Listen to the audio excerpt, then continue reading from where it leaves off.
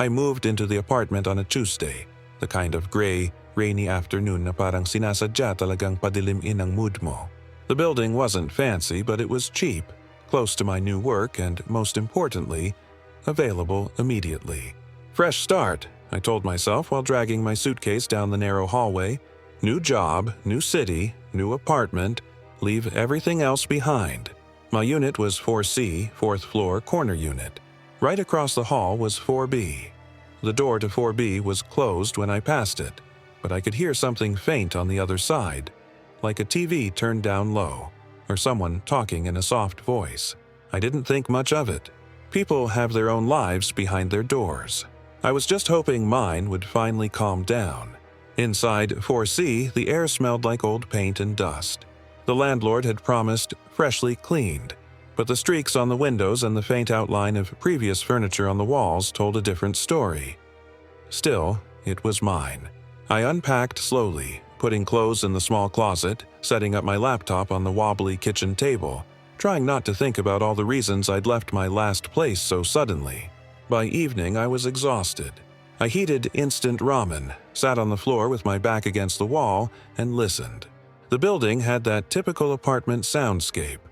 Pipes humming, distant footsteps, an elevator dinging somewhere below, and something else. From across the hall, through the thin walls, I heard it again. A TV, muffled conversation, a woman's voice laughing softly. My neighbor in 4B, I wondered what she was like. The landlord had said that most of the tenants were older. Families, retirees, long-term renters. I imagined an elderly woman with too many plants and a cat that watched people from the window. I didn't know just how wrong I was. It was around 11:32 p.m. when I heard the first knock. 3 soft taps on my door. I froze. No one knew me here. Not yet. I wasn't expecting any deliveries, and I'd only moved in hours ago. For a moment, I thought maybe it was the landlord coming to check on something. I got up slowly, heart beating a little faster than it should, and looked through the peephole. The hallway light flickered lazily. Standing right in front of my door was a woman about my age. Long black hair, loose t-shirt, sweatpants, barefoot. She was looking down at the floor, one arm wrapped around herself like she was cold. I opened the door a little, the chain still on. "Hi." She looked up. Her eyes were dark, but not in a scary way. More like they'd seen too many sleepless nights. "Sorry," she said quietly. Sorry to bother you. You just moved in, right, see?" "Yeah," I nodded, relaxing a little. "Today, actually." She gave a small, shy smile. "I'm Lena," she said. "I live across. 4B. She jerked her thumb toward the door behind her. "Nice to meet you," I replied. "I'm Aaron." For a second, we just stood there. Then she cleared her throat. "Sorry, this is weird," she said. "It's just, I was wondering if you had any painkillers, like ibuprofen? I ran out and my head is killing me." Relief flooded through me. "Yeah, sure. Wait lang." I closed the door, took the chain off, and opened it fully this time. She was still there, hands tucked into her sleeves like she was trying to disappear into herself. I dug through my box of bathroom stuff and finally found a small bottle. "Here," I said. "I can give you a few." She shook her head. "Can I maybe borrow the bottle and return it tomorrow?" she asked.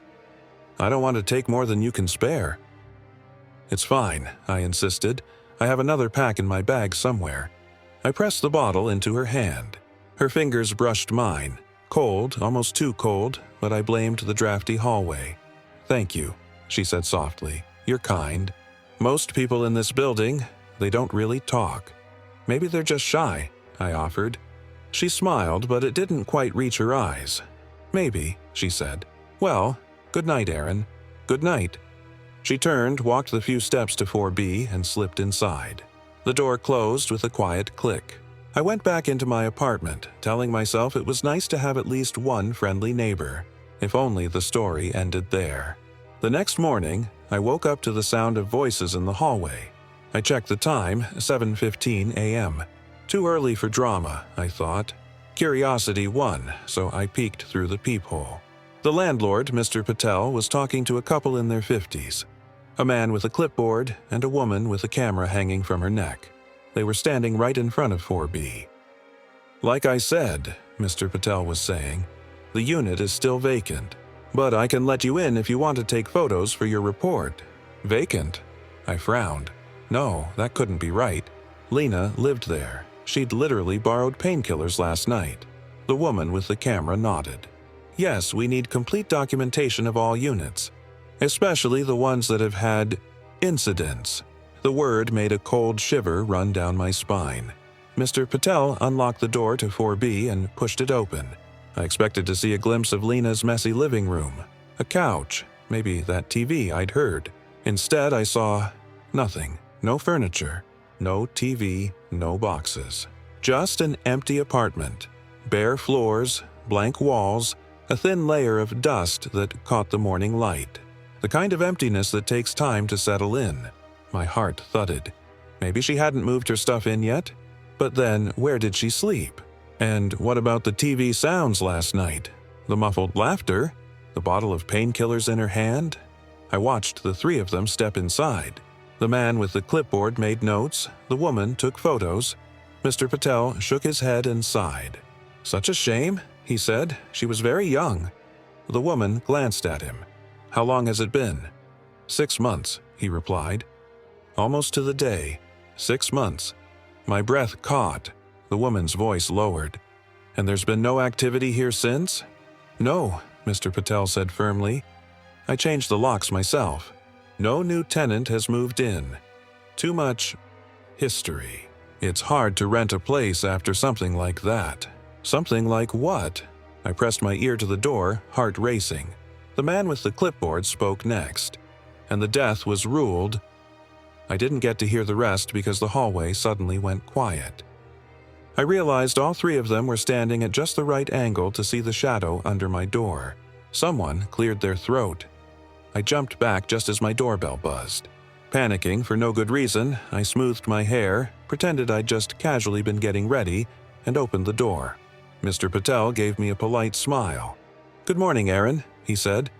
"Hope you settled in okay?" I nodded, eyes flicking past him into 4B. The empty apartment stared back. "Yeah," I said, "all good. I heard you mention 4B is vacant." His smile dropped a little. "Yes," he said slowly, "has been for some time." "Oh," I replied, trying to sound casual. I thought someone lived there. I heard a TV last night, and footsteps." His eyes sharpened. "There shouldn't be any TV," he said. "The power to that unit is off." He exchanged a quick glance with the man and woman. The woman stepped forward. "I'm Detective Rowe," she said gently. "We're just doing some follow-up for an old case. You're new here, right?" "Yeah," I said. "Just moved in yesterday." "Have you noticed anything unusual?" she asked. "Any noises or people in the hallway?" My mind raced. I thought of Lena's face, her cold hand, the painkiller bottle. Unusual didn't even begin to cover it. But something inside me told me not to mention her. Not yet. "Just the usual apartment sounds," I lied. "Pipes, doors, you know." Detective Rowe studied my face for a moment. Then she nodded. "Well, if you do notice anything strange," she said, "don't hesitate to call the station. We're still interested in this unit." Mr. Patel handed me a card. "Sorry for disturbing you," he said. "Enjoy your day." They turned and went back into 4B. I closed my door and leaned against it, heart hammering. Vacant 6 months. So who had I given painkillers to last night? For a while, I tried to rationalize it. Maybe I misheard. Maybe Mr. Patel was mistaken. Maybe the detective was referring to something that happened years ago, and they'd just cleaned the place out recently. But the words "power off" stuck in my head. That night, I couldn't relax. The hallway seemed to breathe with its own slow rhythm. Every creak and hum felt louder. Around 10:58 p.m., just as I was about to convince myself that everything was fine, there was a soft sound at my door. Not quite a knock, more like fingers brushing gently against the wood. I froze in bed. The sound came again, a little more insistent. I got up, heart pounding in my throat, and peeked through the peephole. Lena stood there, just like before, barefoot, hair messy, arms wrapped around herself. But this time she looked paler. The light in the hallway seemed to pass through her more than it should. She looked straight at the peephole, and for a second I had the dizzying feeling that she could see me even through the tiny lens. "Aaron," she whispered, "I know you're there." Her voice slid under the door like cold air. I swallowed hard and opened the door a crack. "Lena," I said, my voice shaking a little. "Are you okay?" She smiled weakly. "I brought this back," she said, holding up the small bottle of painkillers. "I told you I would." My brain scrambled. If she was real, if all of this was normal, then how did that make sense with what I'd seen this morning? "Thanks," I said slowly, taking the bottle from her. Her fingers brushed mine again. Still cold, still wrong. "Can I ask you something?" I blurted out. She tilted her head. "Of course. How long have you lived in 4B? The question seemed to catch her off guard. She looked past me into my apartment, then back at me. "A while," she said, her eyes flickered. "Why?" "Because the landlord said the unit is vacant," I replied. "He said no one has lived there. For 6 months." Her smile disappeared. She looked down at her feet. "Did he tell you what happened?" she asked quietly. "No," I said. "But a detective was here this morning. They're investigating something, right?" She nodded slowly. "There was an accident," she said. "Someone died in that apartment." "Who?" I whispered. She lifted her eyes to mine. "Me," she said. The hallway suddenly felt too small. For a moment, my brain refused to process the words. "You're joking," I said weakly. She shook her head. "I wish I was," she replied. "I didn't mean to drag you into this. I didn't even think anyone else would move in up here. But when I heard you yesterday, I thought maybe this time someone would hear me too." The bottle of painkillers felt heavy in my hand. I wanted to drop it, run back into my apartment, slam the door, call someone, anyone. But underneath the fear, there was something else. Something sad. "What happened to you?" I asked, my voice barely audible. She glanced at the closed door of 4B. "I lived there," she said. "Alone. Like you. I worked nights, so most days I slept through the noise." Her eyes unfocused, like she was watching a movie only she could see. "I kept telling the landlord something was wrong with the gas line," she continued. "I could smell it sometimes. Faintly, especially at night. He always said he'd check. He never did." Her hand trembled. "One night I came home exhausted. Turned on the stove to boil water, didn't realize the flame didn't catch. I lay down on the couch just for a minute." She swallowed. I didn't wake up. The hallway felt colder with every word she spoke. "How do you know all this?" I asked. If you died." "I don't remember everything," she interrupted softly. "Not clearly, but I remember the smell, the heaviness in my chest, the way my lungs burned without me moving at all." Her eyes glistened, and I remember no one hearing me, no one checking, no one noticing until it was too late. She looked straight at me. "Do you know what it's like," she asked, "to realize you were begging for help in a building full of people, and no one even knew you were leaving?" Tears pricked my eyes. "I'm so sorry," I whispered. "It's not your fault," she said. "You weren't here, but you're here now."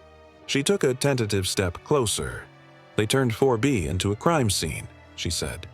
"Investigated, blamed it on a faulty line, filed reports, took pictures, and then," she gestured at the dusty door, "they left it, like pressing pause on the last night of my life."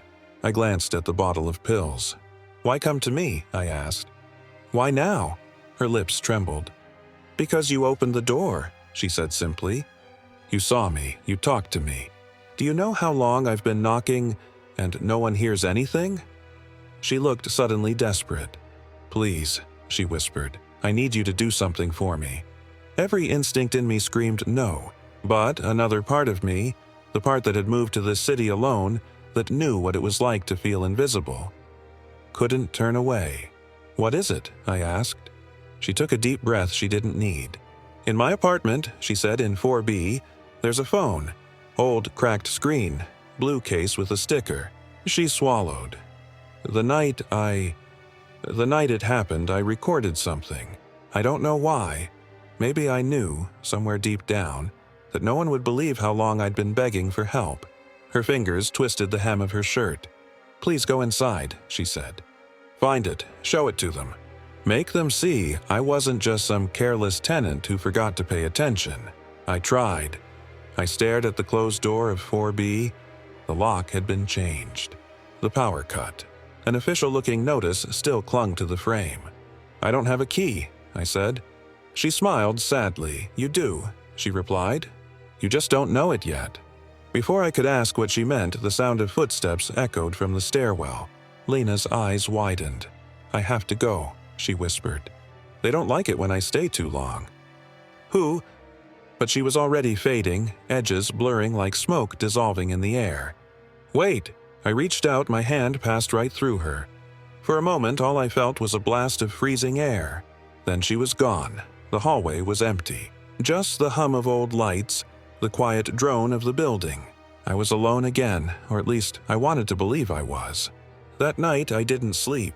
I sat on my couch, staring at the door to 4B visible through the peephole's faint distortion. Lena's story replayed in my head again and again. Gas leak ignored complaints. A final recording on a forgotten phone. I could pretend it was all in my head, stress, nightmares, the brain trying to haunt itself. But the bottle of painkillers sat on my kitchen counter. A solid, undeniable piece of evidence that someone had been there. Around 3:17 a.m., when the building was at its quietest and my nerves were at their thinnest, I heard a soft, metallic sound. The lock on 4B turning. Slowly, deliberately. I rushed to the peephole. The door to 4B was open. Just a crack. No one stood there. The hallway was empty. But the door, which had been firmly closed and officially sealed earlier, now hung slightly ajar. I swallowed hard. This was insane. Breaking into a sealed unit based on a conversation with a dead girl? And yet my hand was already on my doorknob. I stepped out into the hallway, barefoot, heart pounding so loudly I was sure the whole floor could hear it. Up close, I could see the sticker on 4B's frame, "Do not enter." Police investigation had been peeled at one corner, like someone had been picking at it for months. I pushed the door, it swung open without resistance. The air inside was ice cold. I stepped in. Moonlight from the window cut a pale path across the floor, highlighting dust motes dancing in the still air. The apartment was exactly as I'd seen it earlier. Empty. Bare. Silent.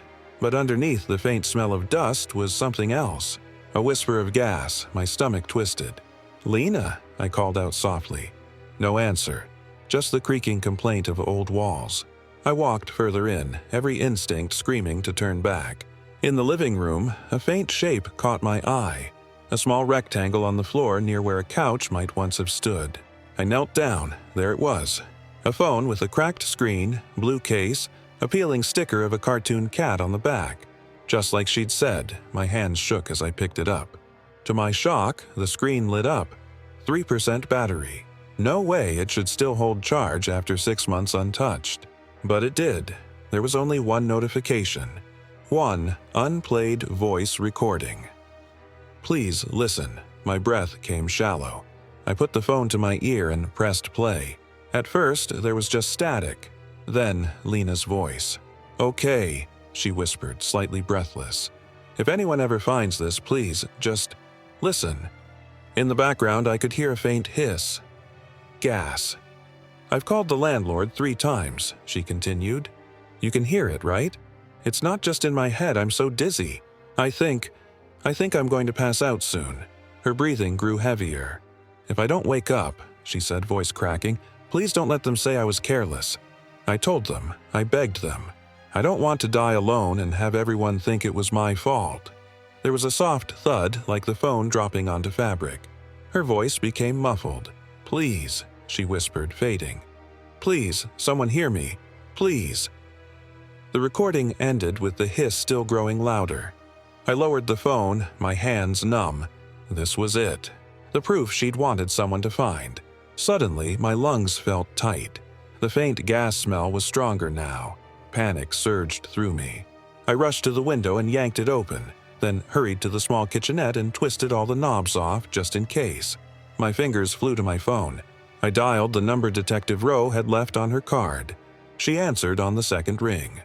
"Rowe, it's Aaron," I said quickly. "From 4C. You need to come. Now there's gas in 4B, and I found something." her phone. It's all on there. To her credit, she didn't question me much. "Get out of the apartment," she ordered. "Open the hallway windows if you can. We're on our way." Yes, sir. By the time the fire department, police, and an angry, confused Mr. Patel arrived, I was standing in the stairwell, wrapped in a blanket an older tenant had given me. They checked the building, confirmed a small but dangerous leak still lingering in 4B's line, one that had gone unnoticed even after the initial investigation. Detective Rowe took the phone from me, listened to the recording with a face that went from grim to furious. Mr. Patel kept insisting they'd handled everything properly. Rowe didn't look convinced. "This should have been found months ago," she told him coldly. "We asked about her phone. You said there was nothing left." He sputtered excuses. I didn't care. All I could think about was Lena's voice, soft and desperate, begging to be heard. They kept me for questions.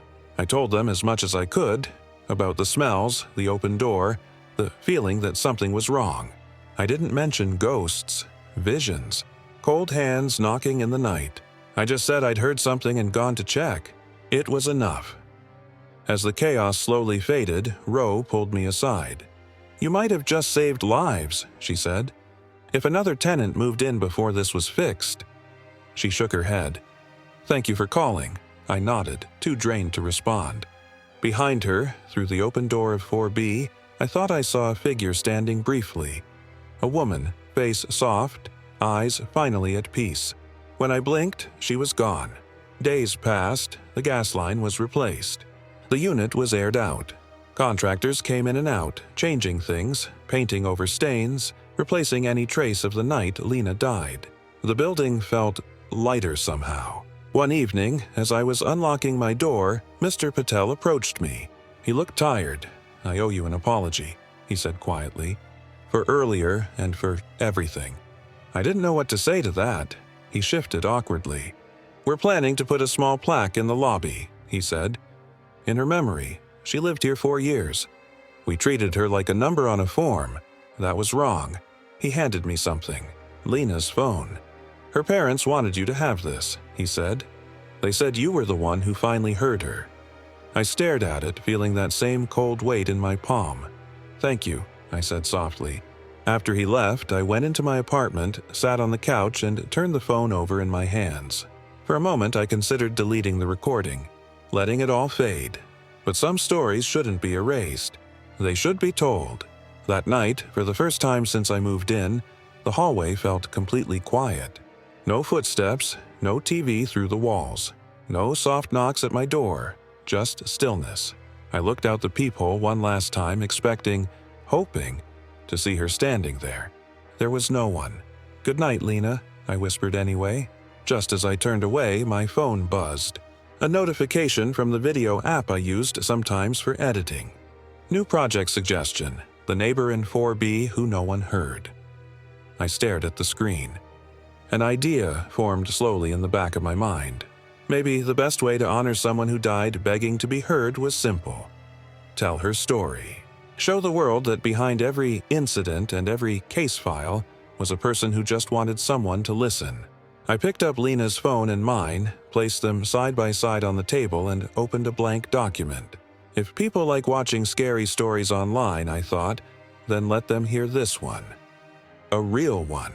The story of a girl who kept knocking long after she was gone, and the neighbor who finally opened the door.